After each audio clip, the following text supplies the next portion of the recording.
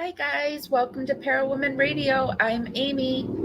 The tragic paternity drama surrounding Shanann Watts' children has unraveled in a heart wrenching saga of betrayal and deceit. Chris Watts, the husband and father at the center of this harrowing tale, sought paternity because he was estranged in a web of lies and infidelity. His desire for paternity stemmed from his twisted need to maintain control over his crumbling facade of a perfect family man. As the truth came to light, to preserve his relationship, as the truth, I'm sorry, as the truth came to light, it revealed a man consumed by his own selfish desires, willing to destroy everything in his path to preserve his relationship with his mistress.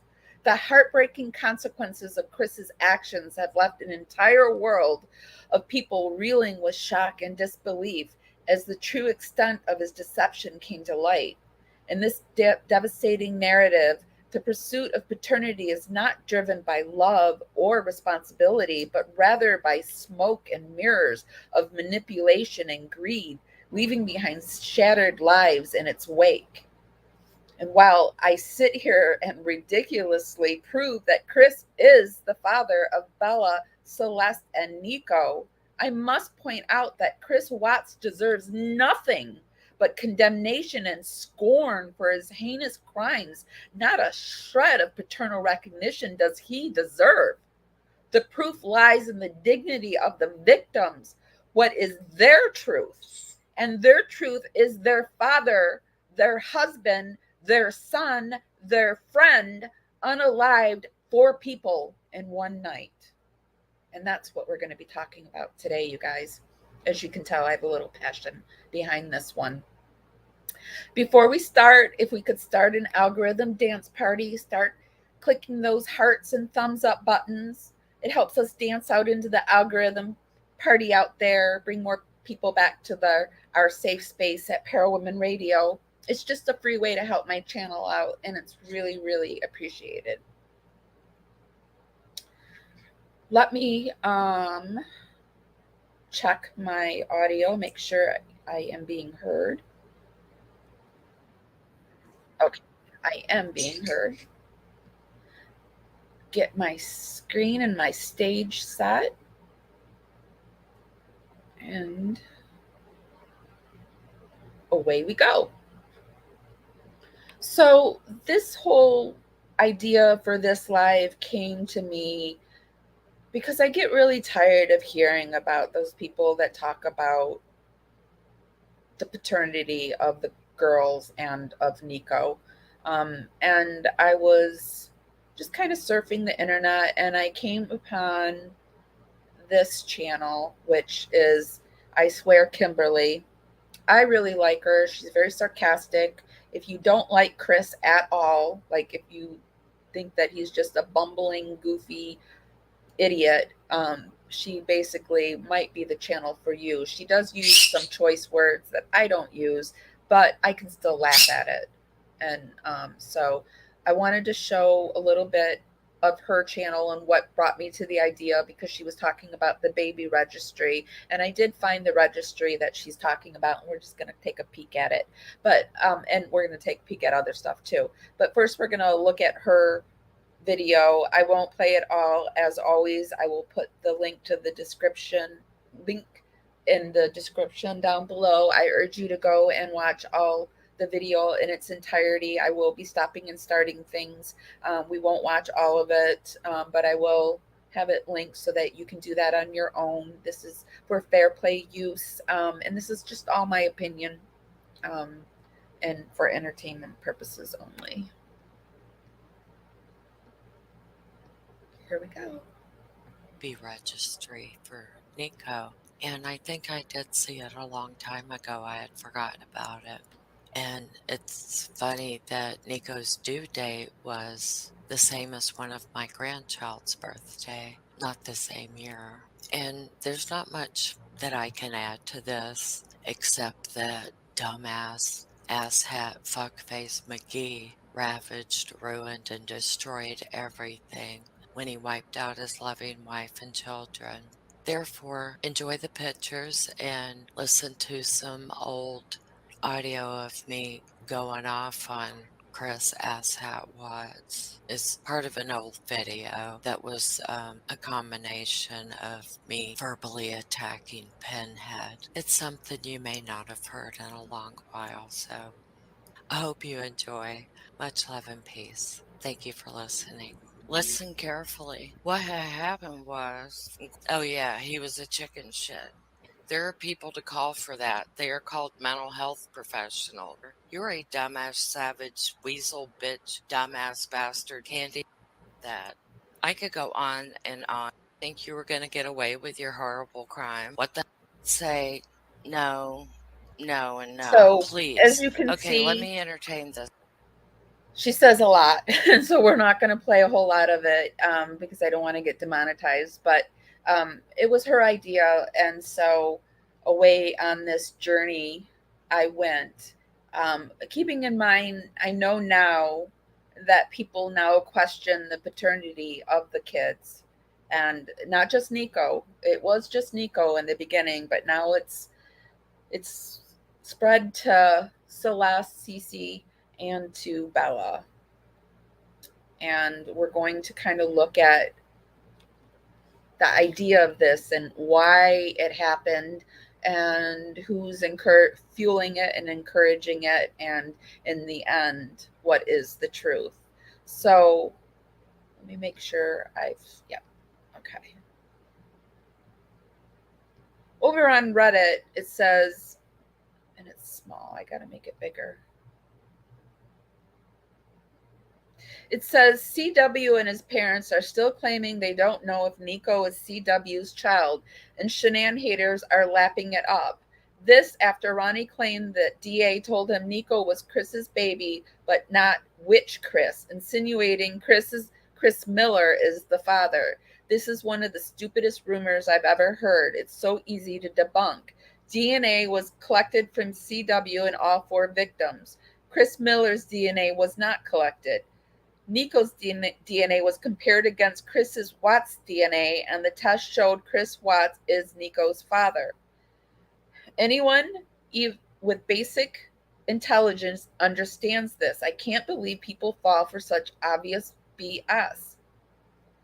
ETA, note to any Shanann bashing cultists, don't even bother commenting on this post. Your comments will be recorded and you will be blocked. Learn to read Rule 2 of this sub and seriously seek help. So there we see that the idea arose that possibly Nico was not Chris's baby, but the girls hadn't happened yet. But then this happened.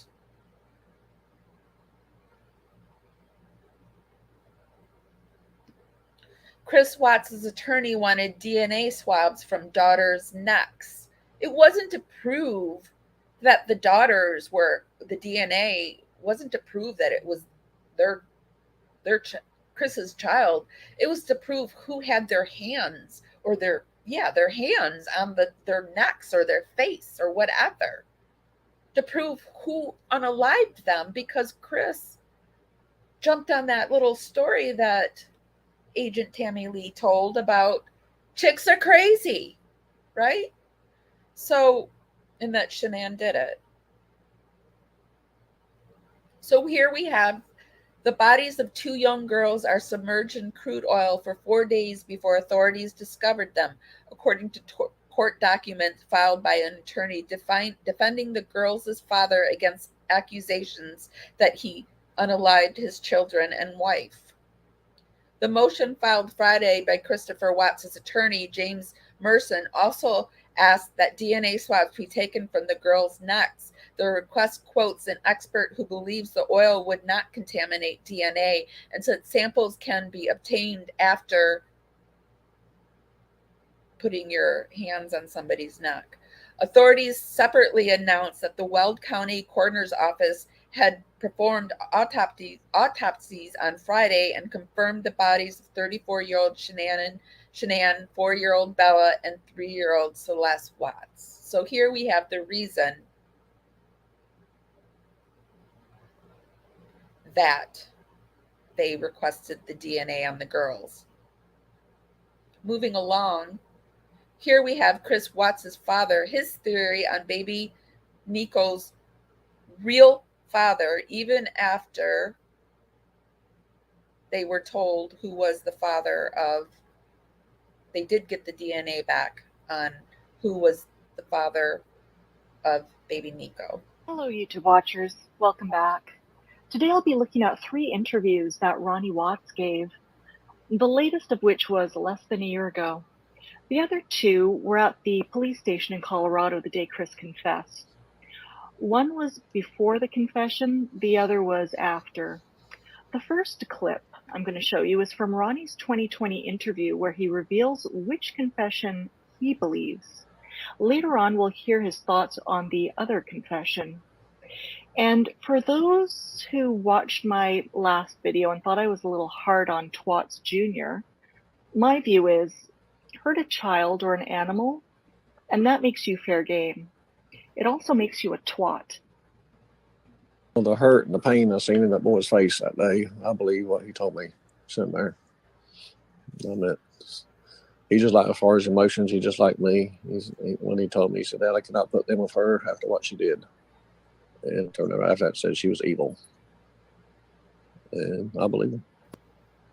Now let's listen very, very carefully to the moment Chris confesses and what he says Shanann did to the children, because it doesn't sound like choke to me.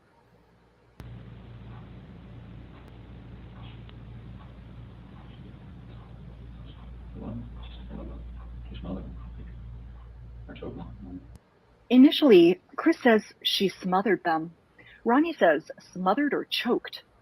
And as Twats is apt to do, he goes with his father's suggestion of choked, and the rest is history.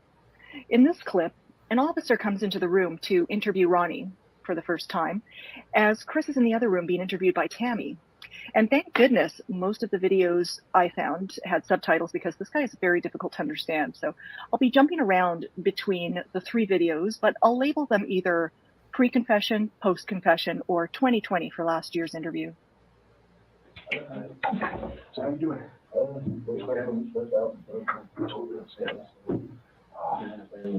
What happened or what's going on? Yeah. Grant the man. Yeah. She's a very controlled woman. As far as everything. My wife. This is awesome. Yes, absolutely, 100%, Linda. I agree. 100 on that one. He said, Linda says, Chris said that because Tammy suggested that. Exactly.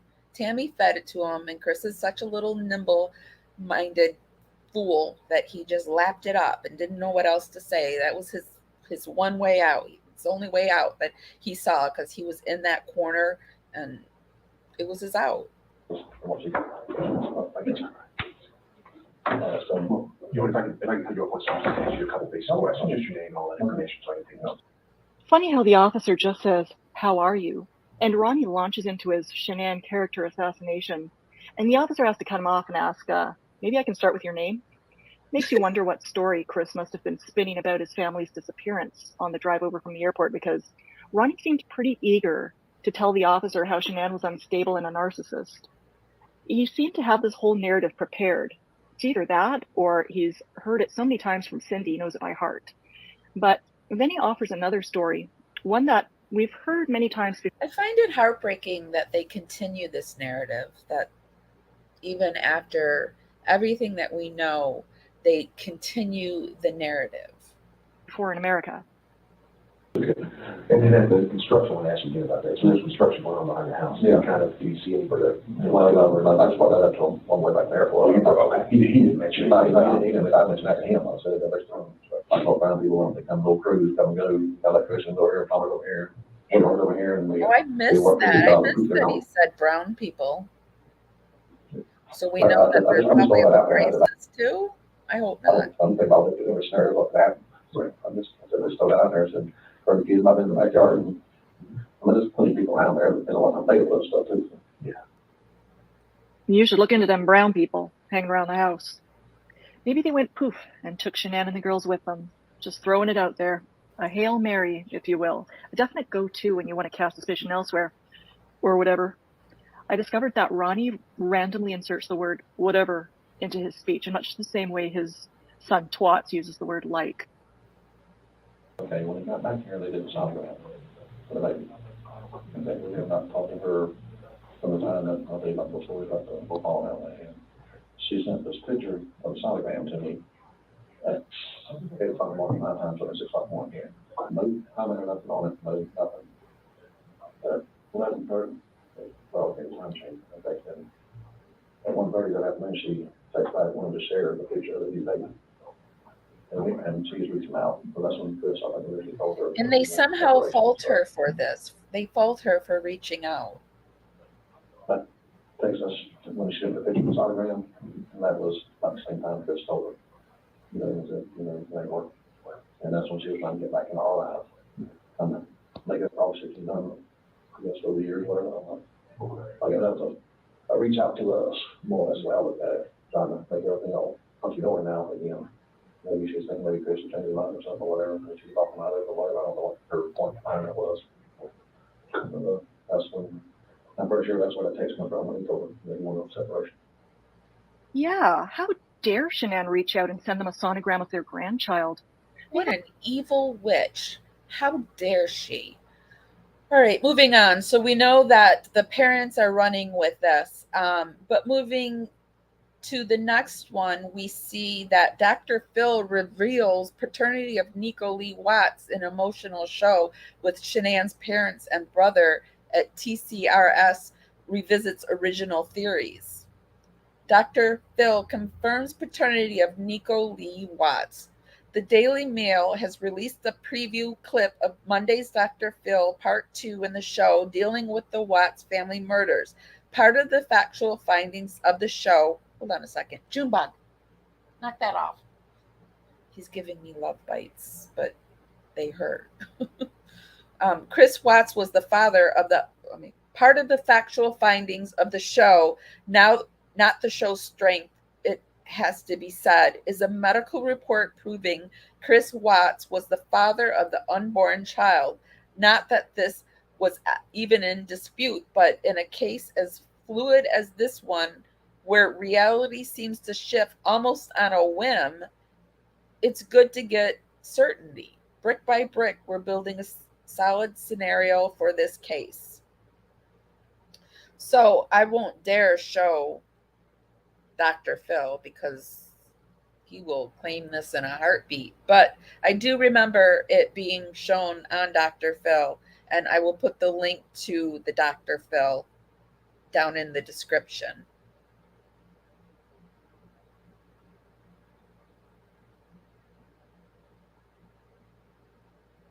Okay.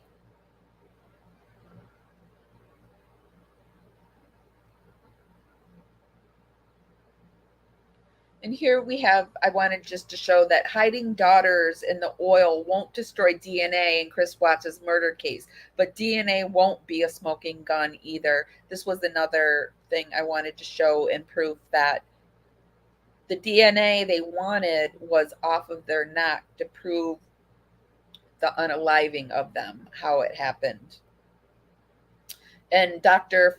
Phil Danielson, a professor at the University of Denver's Department of Biological Science, says that while it may hold a pop culture fueled importance in the minds of outside observers, the reality is much hazier in a homicide case like that of Shanann Watts and children Bella and Celeste, her kids, with Chris' husband, Chris. Within hours of Chris's arrest, late on August 15th, authorities announced that Shanann had been found in a shallow grave in an oil work site owned by Chris's former employer who fired him. Bella 4 and Celeste 3 were found that afternoon of August 16th, where they had been concealed for 4 days in nearby tanks submerged in oil, according to court findings.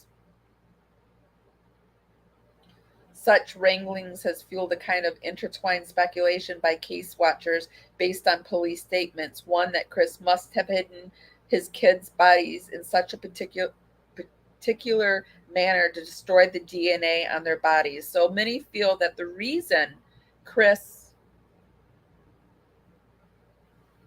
requested or put the bodies of the girls in oil tanks was to destroy the DNA. But I mean, I don't know if I believe that, because of the fact that Shanann's body would have had it too.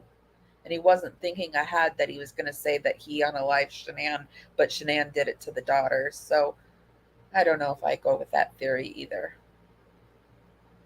But moving on, here we have defense DNA request denied in unaliving deaths of Shanann Watts' kids.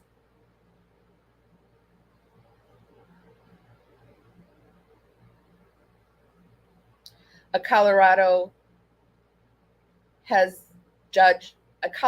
judge denied a request by a defense attorney for a man accused of unaliving his pregnant wife and his two daughters to require a coroner to collect DNA from the necks of the young girls. So, in fact, the judge denied this because he said, I'm not going to tell the coroner how to do his job. So that never actually happened. People are saying that DNA came back from the girls, but I don't think it did in that way around their necks. But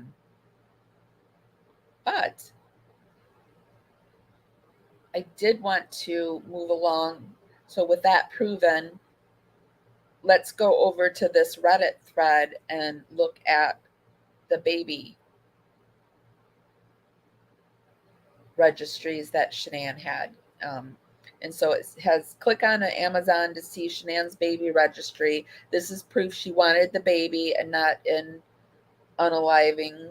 Christopher Lee planned Nico Lee. He also chose to pick booty over baby. That's another nasty rumor that Shanann didn't want the baby, but it was in fact somebody else who didn't want the baby. So here we have Shanann Watts. The arrival date is February 1st, 2019. So that was when Nico was due. And these were some of the things that she chose. Fisher Price portable baby chair set, me up floor seat, another floor seat. Ooh, 3 floor seats. That's a lot of floor seats. A boppy newborn lounger, a baby Einstein Neptune's Ocean Discovery, some baby bathing stuff, a Lily Miles baby diaper caddy organizer,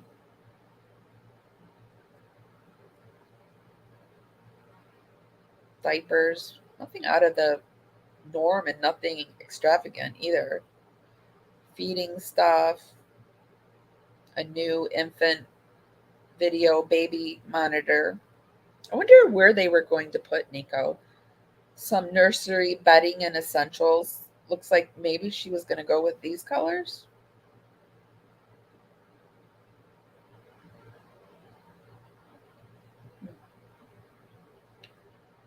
Some nursery furniture, a mattress, some nursing stuff. So she was going to nurse. Some other stuff. Just miscellaneous stuff. Some nursing bras, gift certificates, stuff like that. So nothing too like out there that she was asking for. Here we have on Fox 31, it says, I don't want to have this baby. Newly released text reveal Shanann Watts' anxiety over growing family. And it was, in fact, Chris Watts that didn't want the baby.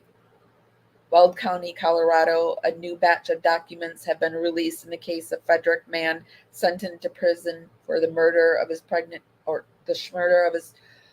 wife and children. Christopher Watts confessed to unaliving his wife, Shanann, and pleaded guilty to the death of his two daughters, Celeste and Bella, at the time of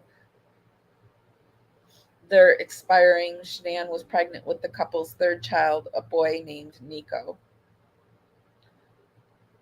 The young girls' bodies were found submerged in oil tanks on property owned by the company for which Watts worked. His wife's body was found in a shallow grave nearby. Newly released text messages between Shanann and a friend further reveal a crumbling marriage and hesitation to bring a new baby into the family. Texts sent by Shanann include the phrases, "I don't want to have this baby. I can't do this alone with 3 kids. I'm not happy and I can't do this." He hasn't responded, Shanann says. "That's hard," the friend says. "I don't want to have this baby." "What? I can't do this alone with 3 kids. I'm not happy. This baby was made with love, and what's happening, it's temporary. You guys love each other. You guys will be able to overcome this." I asked again because he ignored me, and he said, "No, I can't do this." "You can. You are so strong. If you care, he cares." I just said, "I'm out back." Good. If he did, I should have to text him. My parents told him. He's still inside. Oh, Chris doesn't want this baby. Said he's scared to death and he's happy with just Bella and Celeste. He thought he wanted another baby, so he worked with her to have this baby. How I got this out of him. I said, "Do you want me to abort?" "Oh, Mama, that's hardcore, but doesn't make up for the way he has been acting." A follow-up interview with Nicole Kessinger, the woman Watts was dating at the time of his family's unaliving, includes Kessinger's claim to police that she found out about Shanann's pregnancy through media report, but said though through media reports, but she said, why couldn't I get the she before the said? But she said he reiterated that the baby was not his. I was pretty taken aback by that. I just felt kind of like disappointed with him and how, like, okay, yeah. Now she knew that he had the baby all along and now he's saying this and she felt disappointed in him. And now with the situation, I mean, if she's pregnant, that's the beautiful thing. That was information that definitely would help for me. So I had to find that out in the media, out to the media, and asked him about it. Yesterday, he kept telling me, he's like, "It's not mine, it's not mine." And he just telling me it wasn't his. I was just like really surprised. And I was just like, "Please tell me the truth. Don't lie to me. Please don't lie to me like this." And she told investigators later, adding, and then he finally came clean and he was like, "Yeah, it's mine." So even Miss NK is saying Nico's his. The paternity test is saying Nico's his. Why are the parents still saying Nico is not his?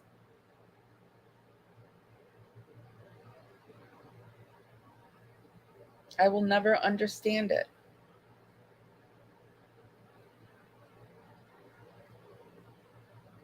And in trying to figure it out, I did come across a few of these, like at Baby Center.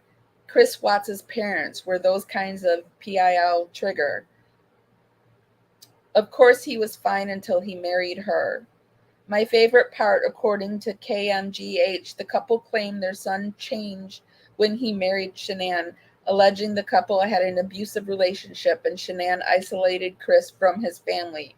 It was a very hard relationship, Cindy Watts said. It was a very hard relationship with her as far as I'm concerned. I couldn't do anything right. So they have nothing to do with this man turning into a homicidal maniac who did the most horrific thing imaginable. It must have been DIL daughter-in-law's fault. His parents believed this story. Clearly, they didn't know him the way they thought they did. And, you know, I was talking to somebody in my comments today, and it's okay that they didn't know him the way they thought they did. And it's like, must be a horrible thing to come to terms with, knowing that you birthed that person, but that person is not you. Nobody's saying you did it. Your son did it. And the way that you're handling it It's just not good. And here was another one in a baby form. What to expect. Overbearing mother-in-law. Shanann Watts had a nightmare mother-in-law. Let me make sure you guys can see. Okay. Had a nightmare mother-in-law. I've been watching interviews and everything in my own time for weeks now, and seriously, even her mother-in-law and sister-in-law were psychopaths. Rest in peace to those girls and the little boys. And then these were the replies. In an interview with CW's friend, there was talk about an argument between Shanann and CW's mother about her giving the kids pistachio ice cream. Not gate. And not pistachio. She said it's vanilla. CW's mother played dumb about the allergy and made Shanann out to look like an out-of-control crazy person because she got so angry.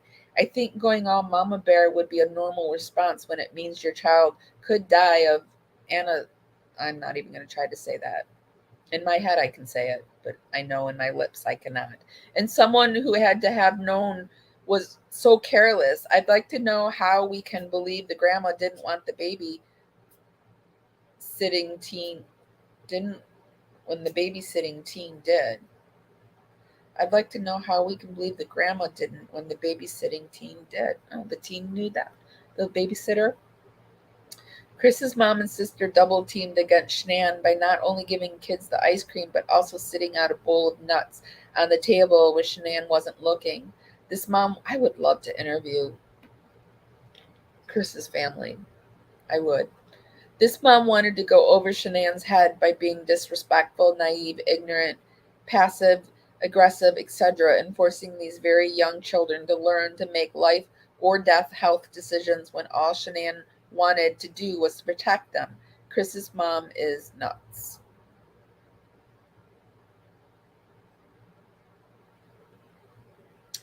And then to wrap this all up, I have this. Did they find DNA on their bodies? Hi guys, I'm from Germany and have been extensively involved with the case for quite some time. What I don't understand is, did the police find DNA or fingerprints on Shanann and the kids from him? I only find statements about this, that DNA, fingerprints, and footprints were taken from him. Can any of you help me? That would be appreciated. And this person says, my understanding is that they did take swabs and attempted to get tests, but I don't know of the full results. I'll write up what I do know, and if anyone else remembers more, I'm sure they'll add it. Also, I'm sorry if this doesn't make sense. I just woke up. We know that they took evidence from the girls in Shanann's hands. In the discovery and in the autopsy of Shanann, it notes her hands are bagged in paper bags. They swabbed Shanann's neck, and I believe the girls too, but I do believe they did swab the necks, but the judge didn't order them to do it. It was just a good autopsy person that did it, and I believe the girls too. But I do remember reading that not all of it was tested, and some tests weren't able to be completed. For example, they were unable to determine if Chris and Shanann had intercourse that morning, as Chris claims, because her vaginal cavity was too decayed to get a good test from it after the coffin birth. They may have had similar problems with getting fingerprints off of Bella and Celeste because their bodies were badly decomposed due to the oil. They were also highly combustible. It's noted about the recovery of their bodies and that there was so swollen and distended they looked bigger in size than they actually were due to skin slippage. They had a difficult time with retrieval because their skin was literally falling off of them. They were able to determine that both girls were unalive when they went into the tanks, despite the fact that there was oil in their lungs. The amount of oil was not consistent with breathing it in, but rather with seepage from sitting in the oil for so long. It was also found at least Bella did not have blanket fibers in her lungs. You can view Shanann's autopsy to see the evidence they took from her body in this article, and it has the girls' autopsy, the kids' autopsies too. I actually didn't click on this.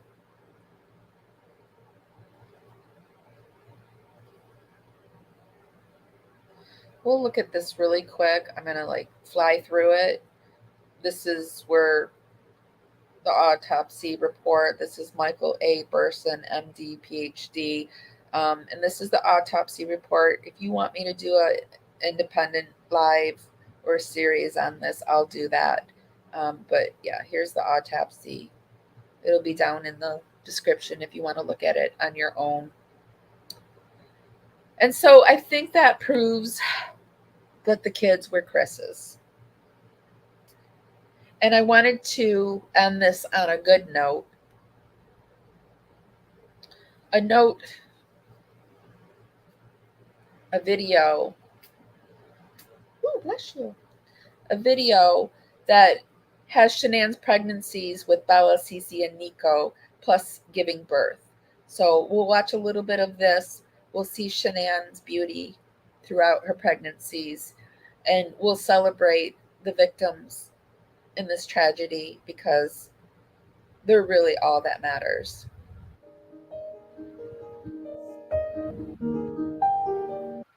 Okay. I gotta shut the music off. I wonder if I can play this, and anyway, we'll start it and I'll try to see if I can find my own music.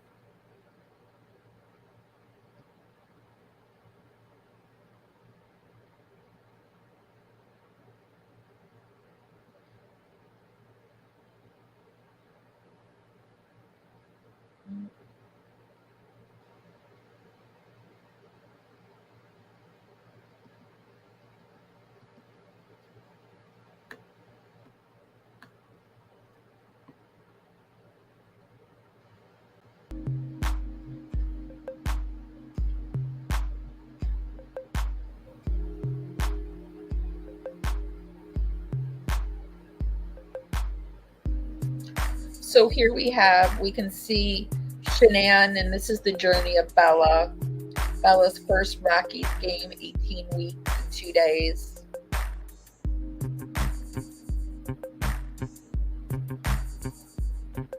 Let me speed it up.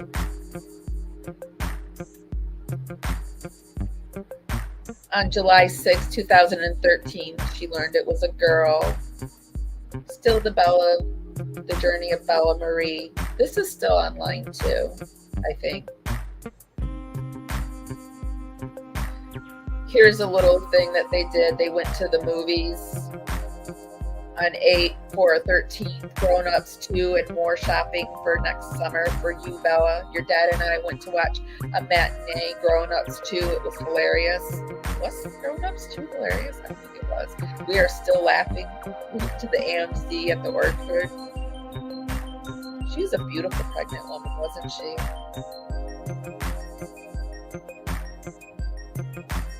She had a nice tushy too. I wish I could have had like that.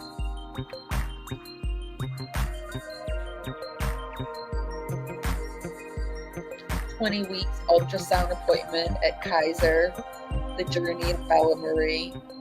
Today, your dad and I went to your 20th week ultrasound appointment. They confirmed that you are healthy and growing normally. Everything was perfect. They went to a Bruno Mars concert.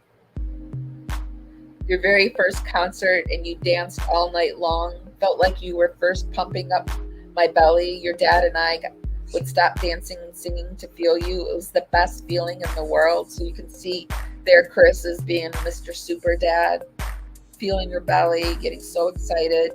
So here's the start of your wardrobe. Today is 3 years your daddy and I have been together. I couldn't have asked for a better man. 21 weeks today. Cannot wait to meet you. 22 weeks. Bella is growing. 23 weeks. 17 more to go. Can't wait to meet our princess. You received a few gifts from Aunt Gigi, Uncle Robert, Mimi, and Papa.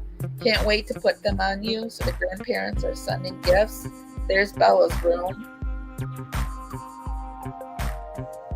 It was a cute room. I liked Bella's room much better than Cece's. I think they needed to have a more calm color in Cece's room because Cece was she was a wild woman, and so she needed more gentle colors.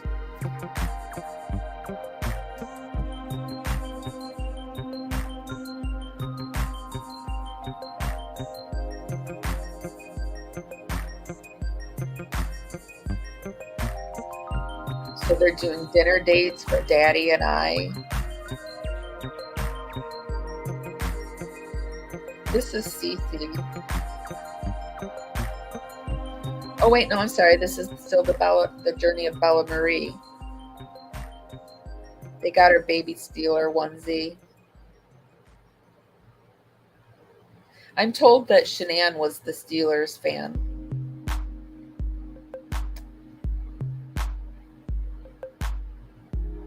Let's pop it forward. Here we have when she was pregnant with Cece.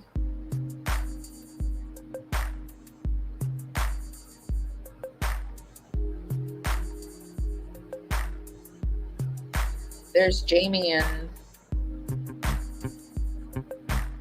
Shanann.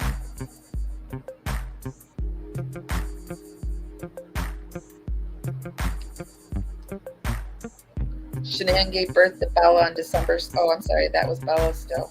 Jeez. Well, as always, I'm sure the first one, most of the pictures. There's baby Bella.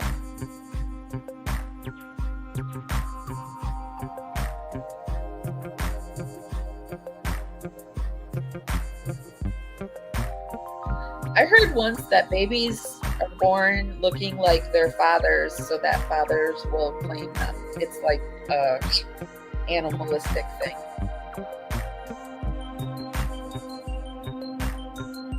Now we have Celeste's pregnancy.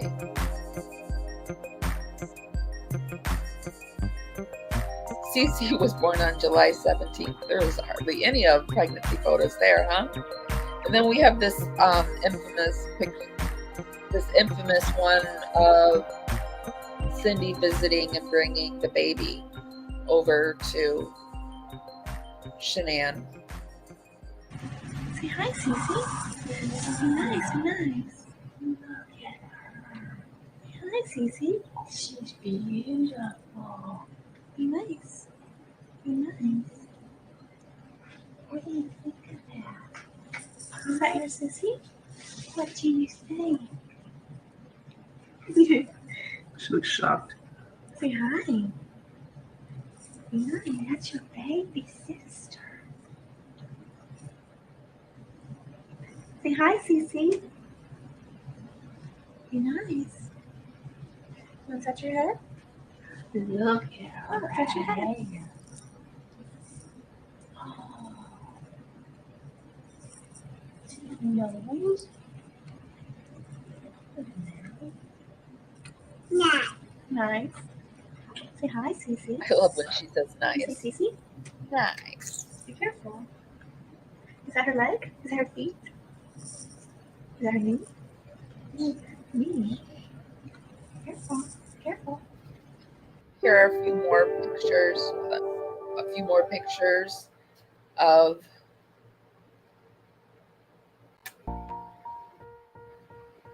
Bella and Cece playing together.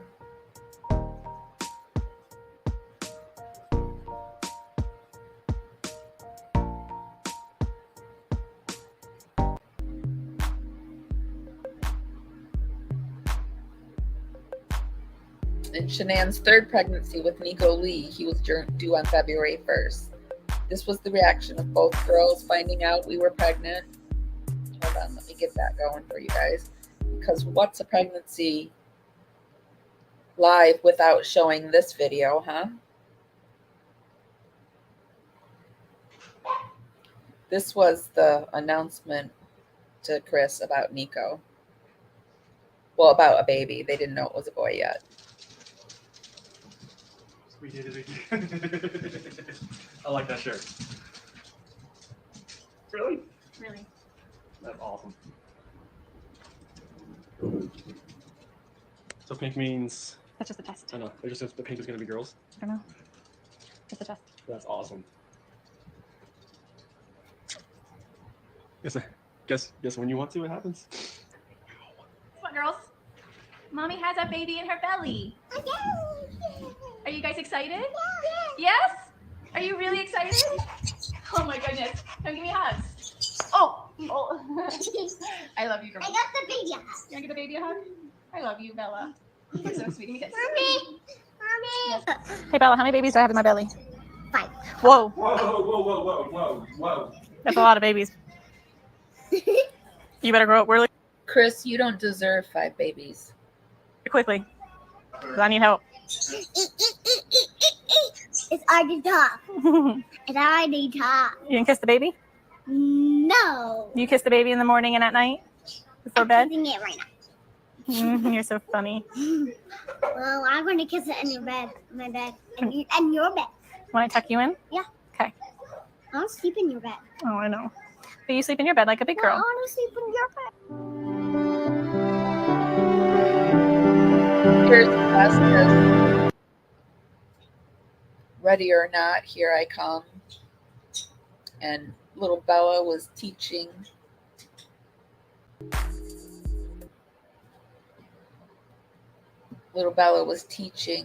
Celeste how to There's be one? a big sister. Or 2 babies in there. I'm really hoping there's just one. And this was All right, the let's take a final poll. one where Chris was supposed to meet with for the ultrasound, but he said he was stuck out in the fields, but we know he was with NK. Is there 1 or 2 babies in my belly? Chris and I are hoping for 1. But my belly feels like there's 2.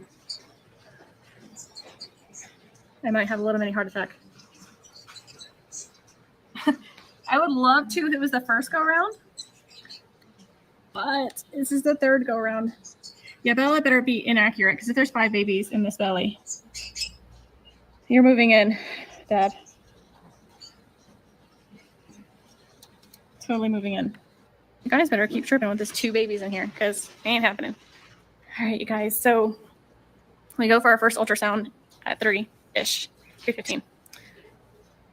And I'm kind of nervous because every time you go, you're like, is there 1? Is there 2? Is there 3? Bella says there's 5. And I seriously will have a heart attack. I know. Boy. Chris wants a boy. I hope it's a boy for him. It'll make him happy. So there was no 5 babies, one little peanut in there, and the peanut was Mr. Nico Lee Watts. Okay, guys, that's all I have for this live. If you like my content, please consider becoming a member of the Parawoman Radio family. I have a few videos that I haven't released to anybody except the members. I release my videos early, and I also like to give people appreciation and thanks, and so we let them know that Miss Murda and Sherry, they support us, and I would love to have you become a member as well. That's all I have for today. I'm gonna go. Please give this live a thumbs up. From my heart to your heart, I love you guys tremendously. You mean a lot to me. Oh, I'm sorry you missed it too, C. Brown, but next time for sure. So if nobody's told you this today, I'm telling you this because I feel it. I love you guys. I love you. You mean everything to me. You're very important. And I'll see you next time.